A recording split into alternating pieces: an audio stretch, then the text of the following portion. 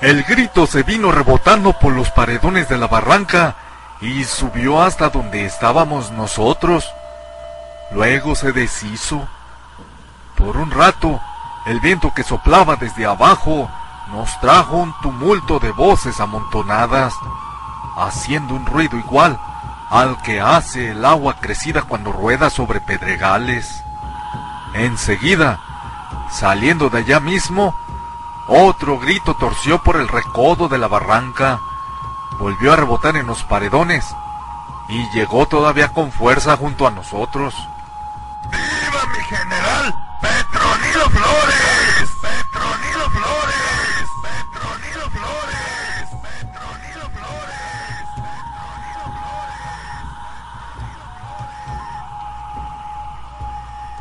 Nosotros nos miramos.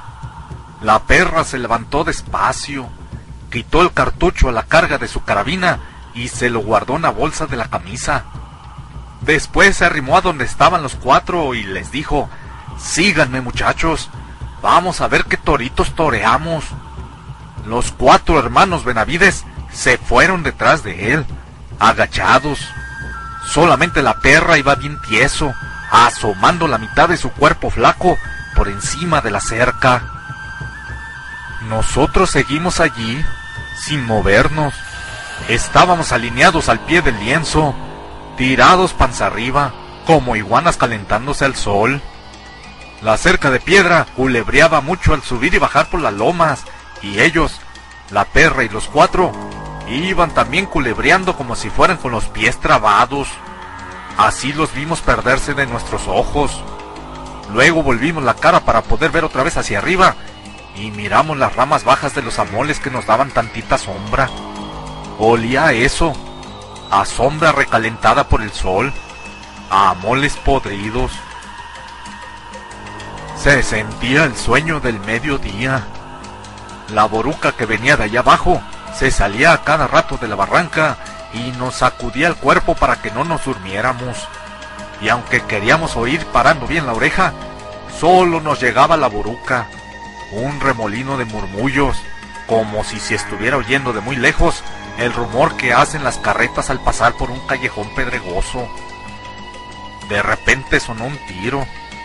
Lo repitió la barranca como si estuviera derrumbándose. Eso hizo que las cosas despertaran. Volaron los totochilos, esos pájaros colorados que habíamos estado viendo jugar entre los amoles. Enseguida las chicharras, que se habían dormido a ras del mediodía, también despertaron llenando la tierra de rechinidos. ¿Qué fue?, preguntó Pedro Zamora, todavía medio amodorrado por la siesta. Entonces el chihuila se levantó y, arrastrando su carabina como si fuera un leño, se encaminó detrás de los que se habían ido. Voy a ver qué fue lo que fue, dijo, perdiéndose también como los otros. El chirriar de las chicharras aumentó de tal modo que nos dejó sordos y no nos dimos cuenta de la hora en que ellos aparecieron por allí. Cuando menos acordamos, aquí estaban ya, mero enfrente de nosotros, todos desguarnecidos.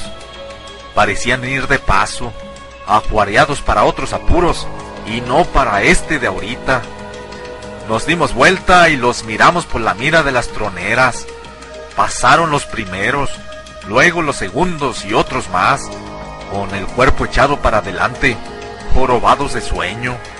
Les relumbraba la cara de sudor, como si la hubieran zambullido en el agua al pasar por el arroyo. Siguieron pasando. Llegó la señal. Se oyó un chiflido largo y comenzó la tracatera allá lejos, por donde se había ido la perra. Luego siguió aquí. Fue fácil.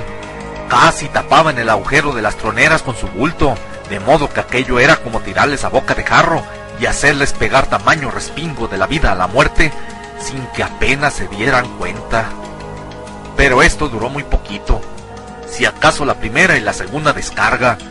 Pronto quedó vacío el hueco de la tronera por donde, asomándose uno, solo se veía a los que estaban acostados en mitad del camino, medio torcidos, como si alguien los hubiera venido a tirar allí. Los vivos desaparecieron. Después volvieron a aparecer, pero por lo pronto ya no estaban allí. Para la siguiente descarga, tuvimos que esperar. Alguno de nosotros gritó: ¡Viva Pedro Zamora! Del otro lado respondieron, casi en secreto: ¡Sálvame, patroncito! ¡Sálvame! ¡Santo niño de Atocha! ¡Socórreme! Pasaron los pájaros. Bandadas de tordos cruzaron por encima de nosotros hacia los cerros. La tercera descarga nos llegó por detrás, brotó de ellos, haciéndonos brincar hasta el otro lado de la cerca, hasta más allá de los muertos que nosotros habíamos matado. Luego comenzó la corretiza por entre los matorrales. Sentíamos las balas pajueleándonos los talones como si hubiéramos caído sobre un enjambre de chapulines. Y de vez en cuando, y cada vez más seguido, pegando mero en medio de alguno de nosotros, que se quebraba con un crujido de huesos. Corrimos, llegamos al borde de la barranca y nos dejamos descolgar por allí como si nos despeñáramos. Ellos seguían disparando, siguieron disparando todavía después que habíamos subido hasta el otro lado, a gatas, como tejones espantados por la lumbre. ¡Viva mi general Petronilo Flores, hijos de tal por cual!, nos gritaron otra vez. Y el grito se fue rebotando como el trueno de una tormenta, barranca abajo. Nos quedamos agazapados detrás de unas piedras grandes y boludas, todavía resollando fuerte por la carrera. Solamente mirábamos a Pedro Zamora, preguntándole con los ojos qué era lo que nos había pasado. Pero él también nos miraba sin decirnos nada. Era como si se nos hubiera acabado el habla a todos, o como si la lengua se nos hubiera hecho bola como la de los pericos y nos costara trabajo soltarla para que dijera algo. Pedro Zamora nos seguía mirando. Estaba haciendo sus cuentas con los ojos, con aquellos ojos que él tenía, todos enrojecidos, como si los trajera siempre desvelados. Nos contaba de uno en uno. Sabía ya cuántos éramos los que estábamos allí, pero parecía no estar seguro todavía. Por eso nos repasaba una vez y otra y otra. Faltaban algunos, 11 o 12, sin contar a la perra y al chihuila y a los que habían arrendado con ellos. El chihuila bien podría ser que estuviera horquetado arriba de alguna mole, acostado sobre su retocarga, aguardando a que se fueran los federales. Los joseses, los dos hijos de la perra, fueron los primeros en levantar la cabeza, luego el cuerpo. Por fin caminaron de un lado a otro esperando que Pedro Zamora les dijera algo. Y dijo: otro agarre como este y nos sacaban. Enseguida, atragantándose como si tragara un buche de coraje, les gritó a los joseses: ya sé que falta su padre, pero aguántense tantito, iremos por él.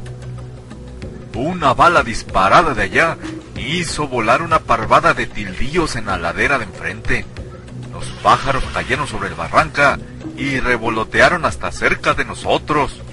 Luego, al vernos, se asustaron, dieron media vuelta relumbrando contra el sol y volvieron a llenar de gritos los árboles de la ladera de enfrente.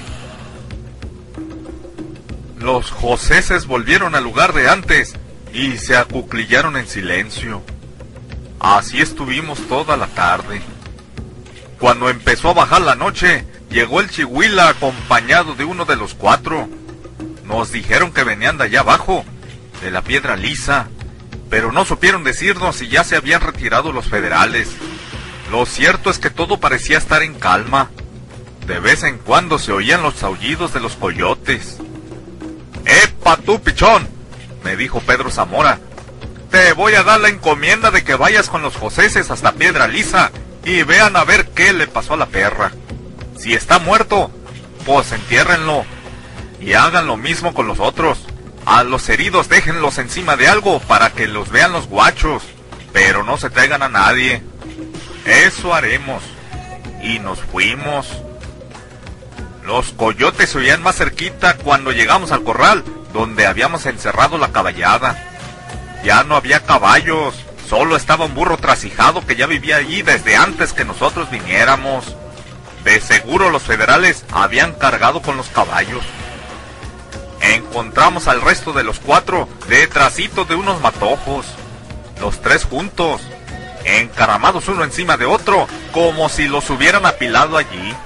Les alzamos la cabeza y se las angoloteamos un poquito para ver si alguno daba todavía señales. Pero no, ya estaban bien difuntos. En el aguaje estaba otro de los nuestros con las costillas de fuera, como si lo hubieran macheteado.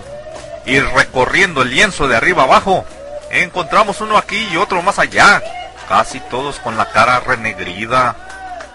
A estos los remataron, no tiene ni qué, dijo uno de los joseses. Nos pusimos a buscar a la perra, a no hacer caso de ningún otro, sino de encontrar a la mentada perra. No dimos con él. Se lo han de haber llevado, pensamos. Se lo han de haber llevado para enseñárselo al gobierno. Pero aún así, seguimos buscando por todas partes, entre el rastrojo. Los coyotes seguían aullando. Siguieron aullando toda la noche. Pocos días después, en el Armería, al ir pasando el río, nos volvimos a encontrar con Petronilo Flores. Dimos marcha atrás, pero ya era muy tarde. Fue como si nos fusilaran. Pedro Zamora pasó por delante haciendo galopar a aquel macho barcino y chaparrito, que era el mejor animal que yo había conocido. Y detrás de él, nosotros, en manada, agachados sobre el pescuezo de los caballos. De todos modos, la matazón fue grande. No me di cuenta de pronto porque me hundí en el río debajo de mi caballo muerto y la corriente nos arrastró a los dos, lejos, hasta un remanso bajito de agua y lleno de arena. Aquel fue el último agarre que tuvimos con las fuerzas de Petronilo Flores. Después ya no peleamos. Para decir mejor las cosas, ya teníamos algún tiempo sin pelear, solo de andar huyendo el bulto. Por eso resolvimos remontarnos los pocos que quedamos, echándonos al cerro para escondernos de la persecución. Y acabamos por ser unos grupitos tan ralos que ya nadie nos tenía miedo. Ya nadie corría gritando: ¡allí vienen los de Zamora! Había vuelto la paz al Llano Grande.